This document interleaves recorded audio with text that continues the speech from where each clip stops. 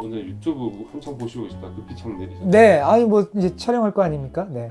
아, 그러니까 다른 분들 유튜브 조회수가 얼마나 나오나 한번 소심하게 한번 봐봤어요. 네. 이 원장님 열심히 일하는 척? 되게 비장하신 표정인데. 자기 유튜브니까 막 집중하는 거 봐. 제 건 집중합니다. 아까 내 유튜브 찍을 때는 막 하품하고 옆에서 딴 데 쳐다보고 내가 무슨 너무 얘기했는지 졸려서 성의 있게 포털 사이트에 들어갔다 왔어요. 성의 있게 좀 안녕하세요. TNC과 대표원장 이정아입니다.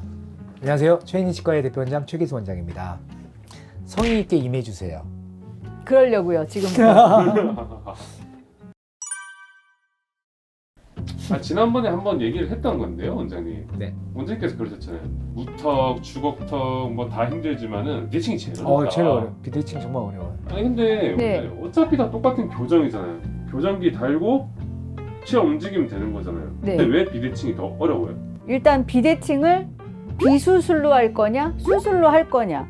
이거부터 가려내는 게 어려워요. 똑같은 비대칭 아니에요? 아니에요. 왜냐면 턱이 이런 식으로 틀어져 있어요. 근데 모든 환자분들이 이렇게 틀어져 있으면 이렇게 틀어져 있는 이 방향이 더 턱이 길다고 생각하거든요. 근데 의외로 이쪽 턱이 길이와 이쪽 턱의 길이가 그리 차이 안 날 때가 많아요. 그러면 그냥 삐뚤어진 거죠. 삐뚤어진 거. 삐뚤게 위치되어 있는 거예요. 위치. 그럼 저는 이 위치를 제자리로 갖다만 놓는 역할을 하는 거거든요. 턱의 양쪽 길이가 그리 다르지 않은데 제자리로 갖다 놓는 거는 비수술 방법. 근데 턱의 길이가 한쪽이 너무 길어. 그러면 이거를 길이가 긴 걸 잘라서 조리품 맞추듯이 맞춰서 하는 것이 수술적 방법. 이 두 가지를 감별해내는 것이 힘들어요. 근데 뭐 비대칭이 꼭 이것뿐이냐? 틀어지면서 회전이 되어 있기도 하고 틀어지면서 꽈배기처럼 이렇게 꽈져 있는 경우도 있고 그러니까 이런 것들을 어떻게 잘 풀어나가는지 이거부터가 어렵죠. 그래서 비대칭은 어려워요. 근데 이거는 진단하는 거고 네. 교정 자체는 뭐가 어려워요? 이제 뭐 진단만 끝났으면 사실 의사는 그 다음에는 게임 오버죠. 아니 이게 지금 이게 비대칭이 교정으로 된다 안 된다도 유튜브에 감론을박이 많은데 아니 뭐 이게 틀어진 건지 긴 건지 사실 줄자만 갖다 대도 아는 분들이 진짜 이게 끝이라고요? 아니 그게 아니라 제가 아까 그랬죠. 이게 일단 진단을 통해서 비수술이라는 진단이 나오면 그때부터는 이제 뭐 풀어나가는 건 쉽다 뭐 이런 거예요.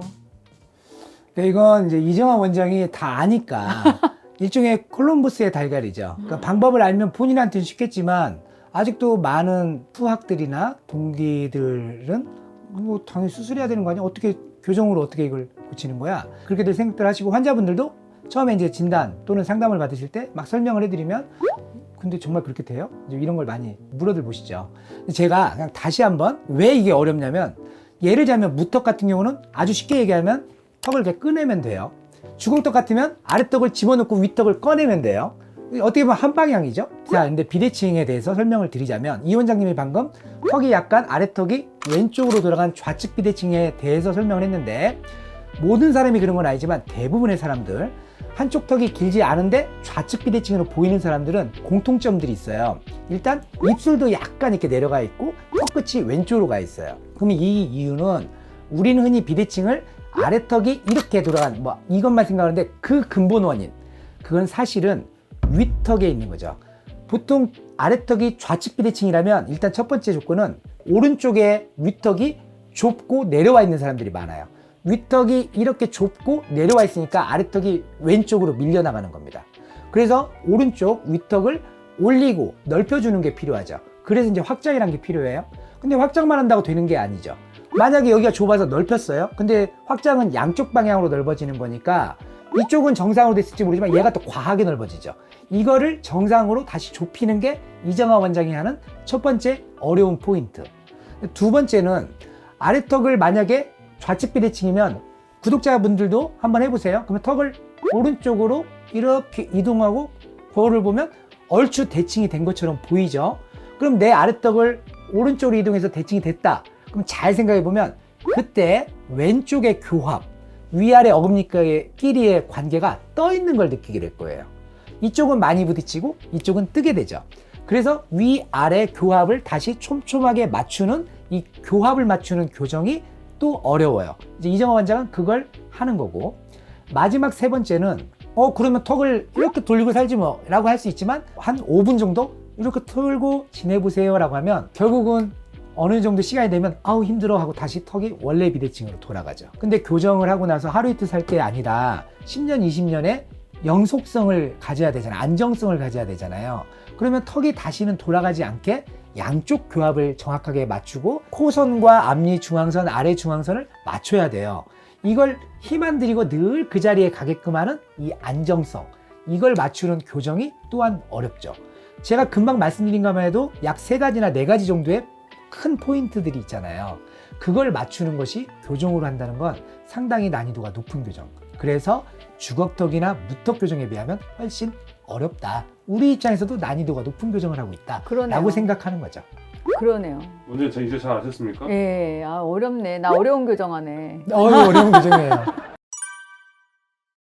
자, 여기 보면 이거 꼭 표시해 주세요. 정면 사진 보면 자, 여기 치아 정중선, 그다음에 여기 치아 정중선, 그러니까 이만큼 턱이 틀어져 있어요. 후 사진을 보면 이제 거의 맞췄죠.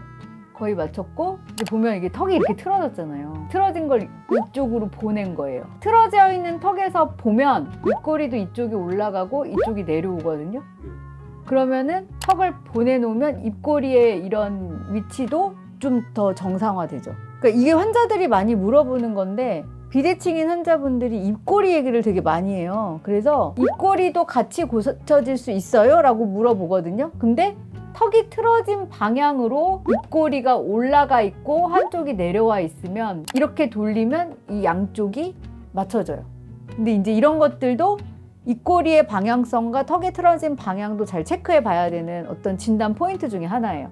자, 보세요. 여기 웃는 모습도 보면 이쪽에 웃는 모습과 이쪽에 보여지는 양이 다른데 비대칭 교정을 하면 이렇게 다 맞춰져요.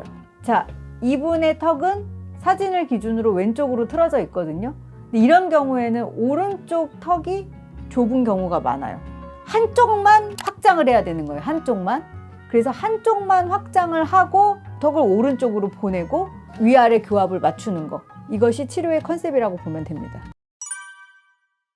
자, 오늘은 어려운 비대칭 교정에 대해서 한번 말씀드려 봤습니다. 교정 치료 중에서 가장 어렵고 하이라이트 비수술 파트인데 이 부분이 의사가 어렵다고 느끼는 것만큼 환자분들도 사실 굉장히 힘든 교정을 하고 있는 게 맞습니다. 저희 병원 비대칭 교정 환자분들에게 말씀을 드려보고 싶은데 이제 환자분들 굉장히 중간에 힘들거나 뭔가 교합의 불편감을 많이 호소하시기도 하거든요. 그렇지만 비대칭 치료는 비수술로 분명히 제가 극복시켜 드리겠습니다. 어려운 교정하고 계시는 저희 병원 구독자분들 힘내세요. 화이팅입니다. 저도 덩달아 화이팅입니다. 환자분들 화이팅! 네, 감사합니다. 감사합니다. 아우, 너무 오글거려. 살려주세요.